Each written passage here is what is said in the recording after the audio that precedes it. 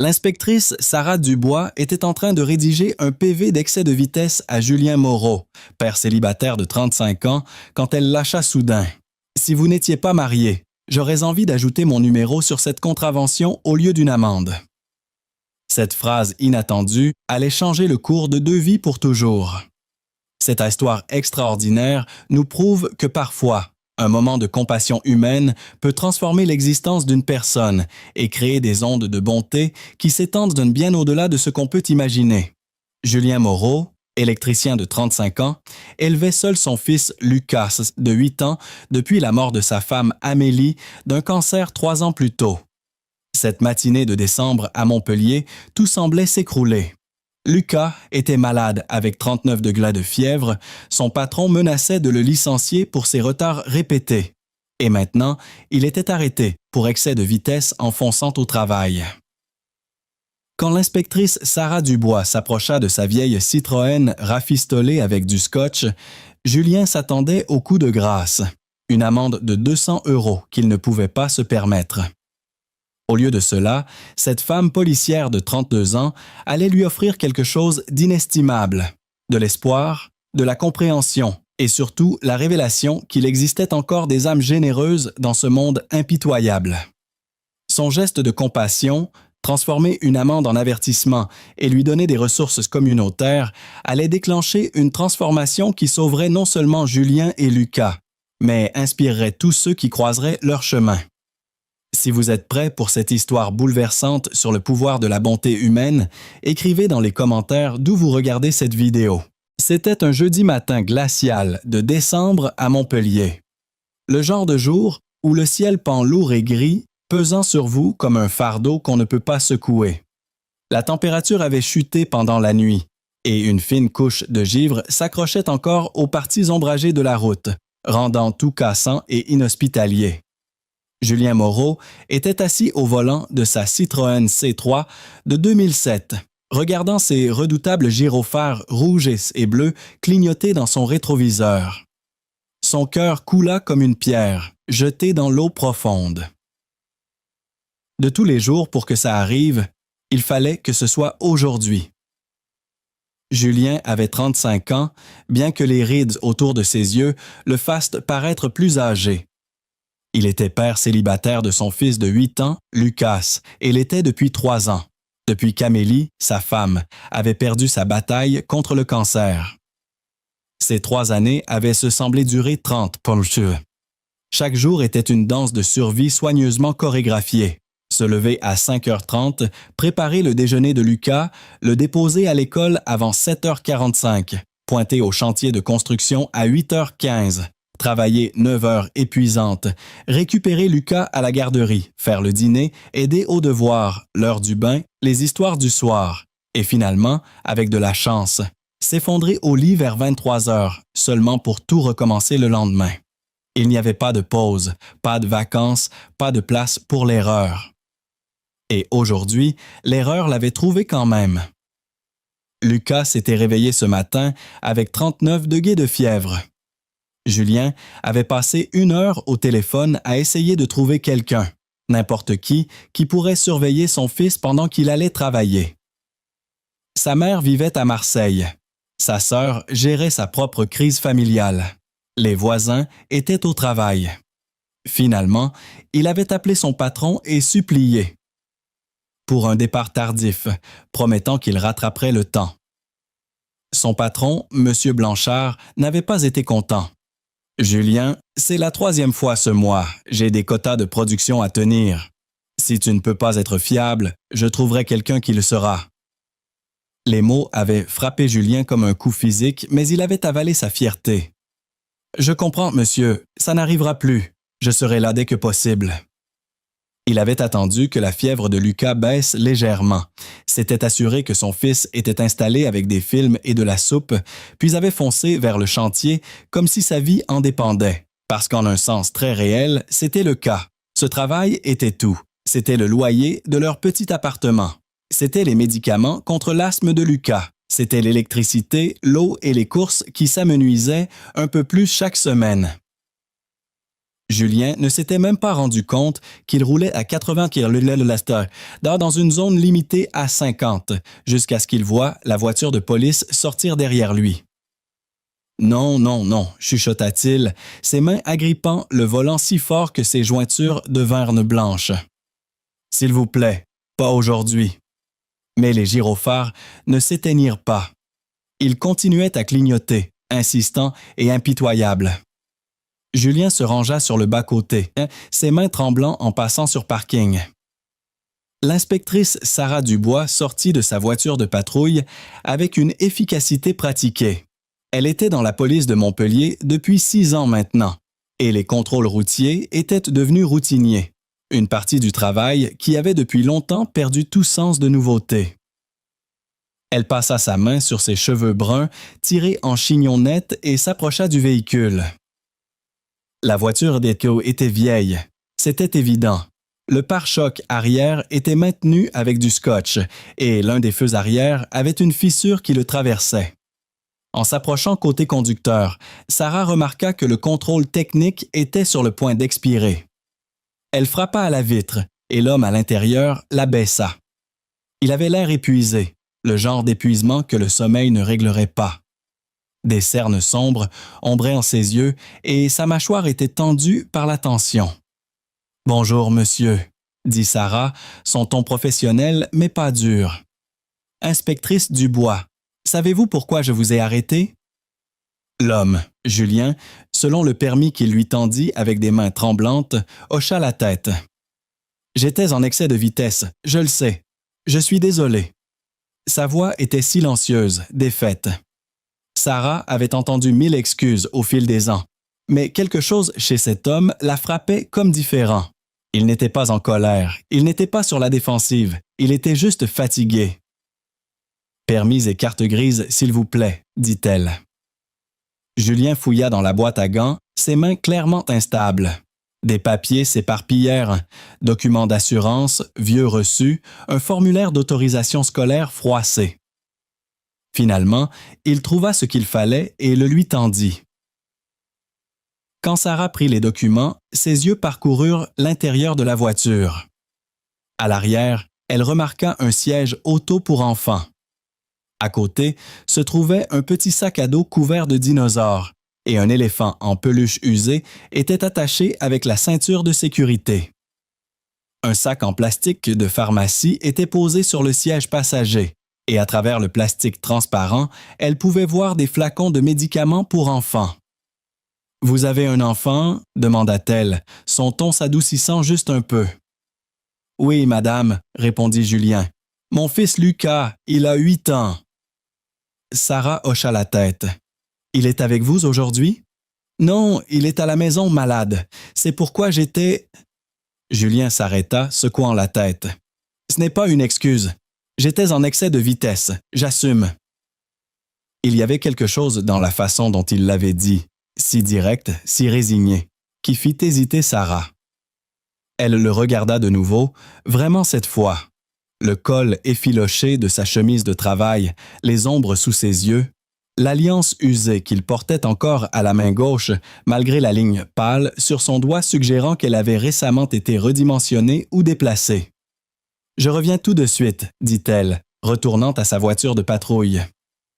Sarah s'assit dans le siège conducteur et vérifia le permis de Julien dans le système. Casier vierge, aucun mandat, aucune contravention dans les 5 dernières années. Elle fixa les informations sur son écran, puis jeta un coup d'œil à la Citroën défraîchie. Elle avait vu 1000 voitures, comme celle-ci, 1000 parents fatigués comme lui, et elle avait écrit 1000 contraventions qui faisaient probablement plus de mal que de bien. Mais aujourd'hui, quelque chose la fit hésiter. Quand Sarah retourna à la vitre de Julien, elle tenait son carnet de contraventions à la main. Julien la regardait avec la résignation de quelqu'un qui avait appris à ne pas attendre de pitié du monde.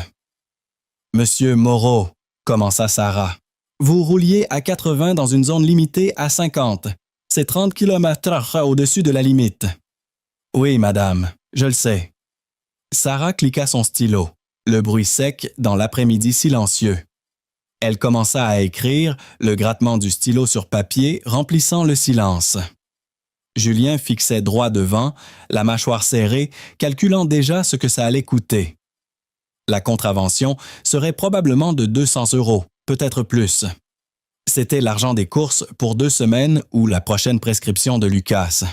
« Ou bien, Monsieur Moreau, » dit soudain Sarah, interrompant sa spirale d'inquiétude. « Que faites-vous comme travail? » La question le prit au dépourvu. « Je travaille dans le bâtiment, électricien. »« Et votre femme? » demanda Sarah, puis ajouta rapidement, « Si cela ne vous dérange pas que je demande, j'ai remarqué l'alliance. » La gorge de Julien se serra. C'était toujours la partie difficile, le dire à voix haute, le rendre réel encore une fois. « Elle est décédée, » dit-il doucement. « Il y a 3 ans, un cancer. » Le stylo s'arrêta de bouger. Sarah leva les yeux et Julien vit quelque chose changer dans son expression. Un adoucissement autour des yeux, un changement subtil qui lui dit qu'elle l'avait entendu. Vraiment entendu. « Je suis désolée, » dit-elle, et ça ne sonnait pas comme les condoléances automatiques que les gens offraient habituellement. Ça sonnait sincère. « Merci, » répondit Julien. « C'est juste Lucas et moi maintenant. » Sarah regarda la contravention à moitié écrite, puis revint à Julien. Un long moment passa. Le vent se leva, faisant claquer les branches nues des arbres bordant la route. « Donc, vous élevez votre fils seul? » demanda-t-elle. « Oui, madame. »« Ça doit être dur. » Julien laissa échapper un long souffle tremblant. « Ça l'est, mais il en vaut la peine. Il est tout pour moi. » Sarah hocha lentement la tête. Puis, au complet choc de Julien, elle fit quelque chose d'inattendu. Un petit sourire tira le coin de sa bouche et elle dit, presque comme si elle réfléchissait à voix haute. « Vous savez, si vous n'étiez pas marié, j'aurais envie d'ajouter mon numéro sur cette contravention au lieu d'une amende. » Julien cligna des yeux, certain d'avoir mal entendu. « Pardon, quoi? » Les joues de Sarah se colorèrent légèrement et elle rit. Un rire vrai et sincère qui transforma tout son visage. « C'est mal sorti. Je suis désolée. Je voulais juste dire... » Elle s'arrêta, secouant la tête. « Ce que je veux dire, c'est que vous semblez être un homme bien qui traverse une période difficile. » Malgré tout, Julien sentit les coins de sa bouche se retrousser vers le haut. C'était la première fois qu'il souriait depuis des jours. « Je ne suis pas marié, » dit-il doucement. « Plus maintenant. » L'expression de Sarah s'adoucit encore plus. Elle regarda le carnet de contravention dans ses mains, puis prit une décision. Elle déchira la contravention à moitié écrite et la plia en 2. « Voici ce que je vais faire, » dit-elle, sa voix ferme mais bienveillante. « Je vous donne un avertissement, juste un avertissement. » Les yeux de Julien s'élargirent. « Vous êtes sérieuse? »« Complètement sérieuse, mais vous devez me promettre quelque chose. »« N'importe quoi, » dit immédiatement Julien. « Vous devez me promettre que vous ralentirez, » dit Sarah, et il y avait une intensité dans sa voix maintenant. « Votre fils a besoin que vous soyez en sécurité. Il a besoin que vous restiez en vie et en un seul morceau. Je sais que la vie est dure en ce moment. Je peux le voir. Mais conduire imprudemment ne va pas l'aider, vous comprenez. » Julien hocha la tête, sa vision se brouillant légèrement. « Je promets.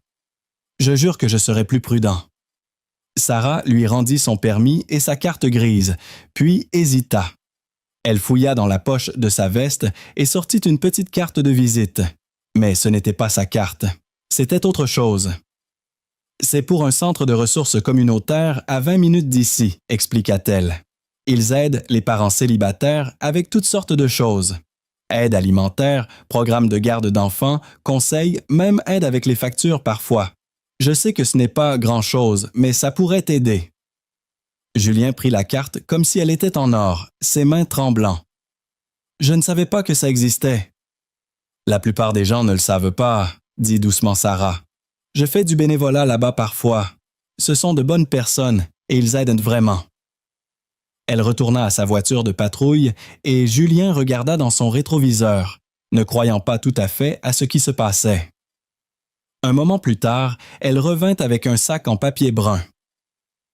Je garde ça dans ma voiture, dit-elle un peu timidement. Pour des situations comme celle-ci. Il y a des encas, des briques de jus, des crackers, des trucs qui se conservent. Et il y a une carte cadeau de 50 € pour l'épicerie là-dedans aussi. Ce n'est pas officiel de la police, juste quelque chose que je fais. Julien ne pouvait pas parler. Sa gorge s'était complètement fermée et les larmes menaçaient de déborder. Il prit le sac avec des mains tremblantes et le fixa simplement. « Je ne sais pas quoi dire », parvint-il finalement à articuler, sa voix se cassant. « Merci ne me semble pas suffisant. » Sarah sourit chaleureusement. « Merci, c'est largement suffisant. Prenez juste soin de vous et de ce garçon, d'accord? »« D'accord, je le ferai, » chuchota Julien. « Je promets que je le ferai. » Alors que Sarah retournait à sa voiture de patrouille, elle s'arrêta et se retourna. « Monsieur Moreau, oui? Vous faites du bon travail. Je sais que ça ne doit pas être évident la plupart des jours, mais c'est le cas. Votre fils a de la chance de vous avoir. » Sur ce, elle remonta dans sa voiture et partit, laissant Julien assis sur le bas-côté de la route avec des larmes coulant sur son visage. Ce soir-là, après que Julien eut finalement rejoint le travail et expliqué la situation à son patron, après qu'il eut récupéré Lucas chez la voisine qui avait accepté de le surveiller, après le dîner, les devoirs et la routine du coucher, Julien s'assit à la table de cuisine avec le sac en papier brun devant lui. Lucas dormait, sa respiration régulière et calme pour la première fois depuis des jours. La fièvre était complètement tombée. Et il avait même mangé un dîner complet. Julien aurait dû être épuisé. Il était épuisé, mais il ne pouvait pas arrêter de fixer les objets que l'inspectrice Dubois lui avait donnés. Les encas, les briques de jus, la carte cadeau, la carte de visite du centre communautaire. Mais plus que ça, il ne pouvait pas s'empêcher de penser à ce qu'elle avait dit. « Vous faites du bon travail. » Quand était-ce la dernière fois que quelqu'un lui avait dit ça? Quand était-ce la dernière fois que quelqu'un l'avait regardé et avait vu plus qu'un simple parent en difficulté, une autre statistique, une autre personne qui prend de la place? Il pensait à ce moment où elle avait plaisanté sur l'ajout de son numéro à la contravention. Ça avait été une si petite chose, un commentaire si insignifiant, mais ça l'avait fait se sentir humain à nouveau. Pas seulement un père, pas seulement un travailleur, pas seulement un veuf. Humain. Julien prit la carte de visite du centre communautaire et passa son pouce sur les lettres en relief. Il les appellerait demain, décida-t-il. Peut-être qu'il pourrait l'aider. Peut-être qu'il y avait des ressources qu'il ne connaissait pas. Peut-être qu'il n'avait pas à faire ça complètement seul. Et pour la première fois en 3 ans, Julien ressentit quelque chose qu'il avait presque oublié. L'espoir. 2 semaines plus tard, Julien franchit les portes du centre de ressources communautaires de Montpellier. Le bâtiment était petit et modeste, coincé entre une laverie et un magasin à 1 €. Mais à l'intérieur, il faisait chaud et accueillant. Une femme à l'accueil l'accueillit avec un sourire sincère. « Bonjour, comment pouvons-nous vous aider aujourd'hui? » Julien sortit la carte que l'inspectrice Dubois lui avait donnée. « Une inspectrice m'a donné ça. Elle a dit que vous pourriez peut-être m'aider avec, beaucoup de choses. » Le sourire de la femme s'élargit. « L'inspectrice Dubois vous a envoyé? Elle est merveilleuse. Elle fait du bénévolat ici tous les 2 samedis. Venez, laissez-moi vous mettre en contact avec un de nos gestionnaires de cas. » Au cours de l'heure suivante, Julien découvrit des programmes qu'il n'avait jamais su qu'ils existaient. Il y avait une banque alimentaire qui fonctionnait 2 fois par semaine, un programme d'aide à la garde d'enfants qui pouvait aider avec les coûts de garde périscolaire, un groupe de soutien pour parents célibataires qui se réunissait tous les jeudis soirs, même un partenariat avec des entreprises locales qui aidaient parfois avec les dépenses d'urgence. Mais plus que les programmes, Julien trouva quelque chose qu'il ne savait même pas qu'il lui manquait. Une communauté. D'autres parents qui comprenaient, des gens qui ne jugeaient pas, un endroit où il n'avait pas à prétendre que tout allait bien. Il commença à assister au groupe de soutien du jeudi soir. Au début, il ne faisait qu'écouter, mais finalement, il commença à partager à propos d'Amélie, de Lucas, de la peur constante d'échouer en tant que père. Et chaque fois qu'il parlait, les gens hochaient la tête. Ils comprenaient. Ils étaient embassés par là aussi.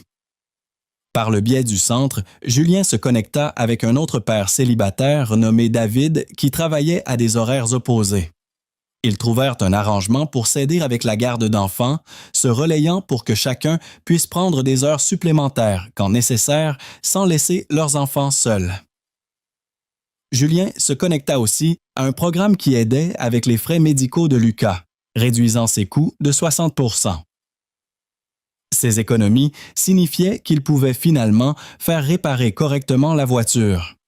Ça signifiait qu'il pouvait acheter de nouvelles chaussures à Lucas quand les anciennes s'usaient au lieu d'attendre un mois de plus. Ça signifiait qu'ils pouvaient aller au cinéma ensemble pour l'anniversaire de Lucas, quelque chose que Julien avait pensé hors de portée.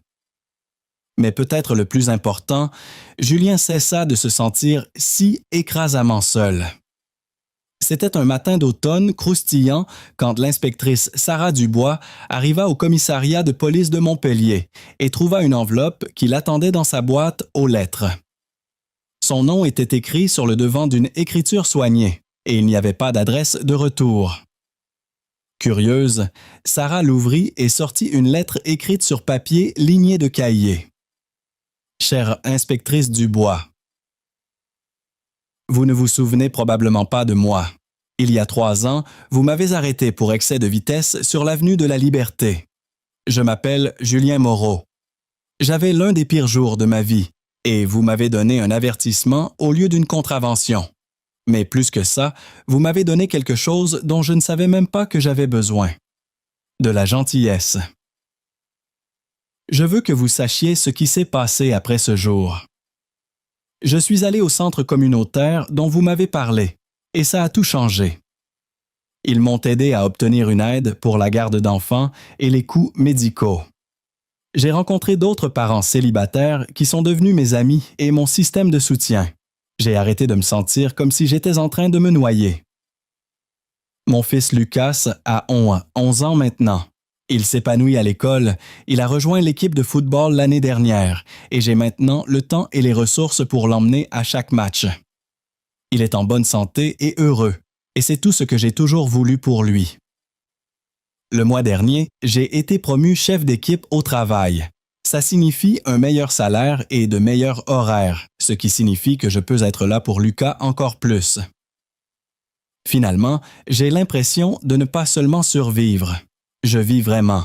Je sais que vous ne faisiez que votre travail ce jour-là. Je sais que vous n'y avez probablement pas repensé, mais moi, j'y pense tout le temps. Je pense à comment vous m'avez vu comme une personne au lieu de juste un autre problème à gérer. Je pense à comment un moment de compassion d'un étranger m'a donné la force de continuer quand je voulais abandonner. Alors, merci, inspectrice Dubois. Merci d'avoir choisi la gentillesse quand vous n'étiez pas obligé. Merci de m'avoir vu. Merci de m'avoir rappelé que des gens bien existent encore dans ce monde. J'espère que vous savez que ce que vous faites compte chaque jour. Vous avez le pouvoir de changer la vie de quelqu'un, non pas avec de grands gestes, mais avec de petits actes d'humanité. Vous avez changé la mienne. Avec une profonde gratitude, Julien Moreau PS. Lucas voulait que j'inclue un dessin qu'il a fait. Il dit que c'est l'image d'un super-héros, mais le super-héros est une policière qui aide les gens. Il dit que c'est ce que vous êtes. Attaché à la lettre était un dessin d'enfant, fait au crayon de couleur d'une policière souriante avec un badge et un gros cœur sur son uniforme. En bas, dans l'écriture d'un enfant, c'était écrit « Merci d'avoir aidé mon papa ». Sarah s'assit à son bureau longtemps, la lettre dans ses mains, des larmes coulant sur son visage. Sarah avait eu une semaine difficile. Il y avait eu des appels difficiles, des civils en colère et des moments où elle s'était demandé si elle faisait vraiment une différence dans ce travail. Et puis cette lettre était arrivée. Elle la plia soigneusement et la rangea dans son casier, juste où elle pouvait la voir tous les jours. Les jours difficiles. Et il y en aurait beaucoup d'autres, elle la sortirait et la relirait. Elle se souviendrait de Julien Moreau et de son fils Lucas. Elle se souviendrait que parfois, les plus petits actes de bonté créent des ondulations qui s'étendent à s'étendre plus loin que nous ne pouvons jamais voir. Voici la vérité dont nous devons tous nous souvenir. La bonté ne semble pas toujours dramatique. Elle ne ressemble pas toujours à sauver quelqu'un d'un bâtiment en feu ou faire un grand geste romantique. Parfois, la bonté ressemble à un avertissement au lieu d'une contravention. Parfois, elle ressemble à un sac en papier brun plein d'encas. Parfois, elle ressemble à voir quelqu'un vraiment le voir quand il se sent invisible. Julien Moreau était à un moment près de s'effondrer complètement ce jour-là. Une chose de plus qui allait mal aurait pu le briser, mais au lieu de ça, il a rencontré quelqu'un qui a choisi la compassion plutôt que la procédure. Quelqu'un qui a décidé que les règles pouvaient se plier légèrement pour accommoder un fellow être humain dans la douleur. Et ce choix a tout changé. L'inspectrice Sarah Dubois n'a pas résolu tous les problèmes de Julien ce jour-là. Elle ne pouvait pas ramener sa femme. Elle ne pouvait pas rendre son travail plus facile ou ses factures plus petites. Mais elle lui a donné quelque chose d'encore plus précieux. Elle lui a donné de l'espoir. Elle lui a rappelé qu'il n'était pas seul dans ce monde, que les gens se souciaient encore, que la bonté existait encore. Et parfois, c'est exactement ce dont quelqu'un a besoin pour continuer. Alors, voici mon défi pour vous aujourd'hui. Soyez la personne qui choisit la bonté. Soyez l'inspectrice Dubois dans l'histoire de quelqu'un d'autre. Vous ne savez jamais quelle bataille les gens autour de vous mènent. La personne qui est impolie avec vous à l'épicerie pourrait s'occuper d'un parent malade. Le conducteur qui vous coupe la route pourrait se précipiter à l'hôpital. Le collègue qui semble distant pourrait lutter contre la dépression. Nous portons tous un poids invisible. Nous menons tous des batailles que les autres ne peuvent pas avoir. Et nous avons tous le pouvoir d'alléger le fardeau de quelqu'un d'autre si nous choisissons de le faire. Peut-être que c'est laisser quelqu'un s'insérer dans la circulation quand vous êtes pressé. Peut-être que c'est payer le café de la personne derrière vous dans la file.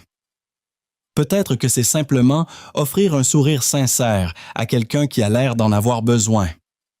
Ce ne sont pas de grands gestes. Ils ne feront pas les gros titres. Mais ils comptent. Oh, comme ils comptent! Parce que vous ne savez jamais quand votre petit acte de bonté pourrait être la chose qui maintient quelqu'un à flot. Vous ne savez jamais quand votre moment de compassion pourrait changer la trajectoire de toute la vie de quelqu'un. Julien Moreau et l'inspectrice Sarah Dubois ne se sont probablement jamais revus après ce jour. Mais ils sont à jamais connectés par un seul moment d'humanité. Et ce moment a fait des ondulations vers l'extérieur, touchant la vie de Lucas, touchant les vies des gens au centre communautaire, touchant tous ceux qui ont entendu cette histoire. C'est le pouvoir de la bonté. Elle se multiplie, elle se propage, elle crée plus de bonté dans le monde. Alors, choisissons-la chaque jour de toutes les petites façons que nous pouvons. Soyons les gens qui voient les autres, qui choisissent la compassion plutôt que le jugement, qui offrent de l'aide au lieu de critique. Soyons la raison pour laquelle quelqu'un croit encore en la bonté. Parce que ce monde peut être dur, froid et impitoyable, mais il ne doit pas l'être. Pas si nous choisissons différemment, pas si nous nous choisissons mutuellement. L'histoire de Julien et Sarah nous enseigne que parfois, les plus grands miracles naissent des plus petits gestes de compassion. Quand l'inspectrice Sarah Dubois transforma une contravention en avertissement et offrit des ressources à Julien Moreau, père célibataire désespéré, elle ne savait pas qu'elle changeait le cours de 2 vies.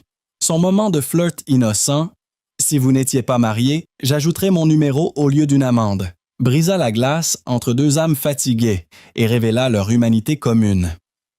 Julien découvrit qu'il existait encore des gens qui voyaient au-delà des apparences, qui choisissaient la bonté quand ils n'y étaient pas obligés. Sarah apprit que son métier n'était pas seulement de faire respecter la loi, mais de protéger et servir dans le sens le plus humain. Leur rencontre nous rappelle que nous croisons tous des gens qui luttent silencieusement et qu'un seul acte de compassion peut transformer une tragédie en espoir.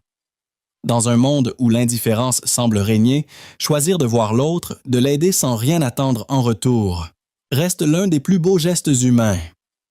N'oubliez pas de liker cette histoire si elle vous a rappelé que la bonté existe encore, et dites-nous dans les commentaires quelle est la plus belle marque de compassion que vous ayez reçue.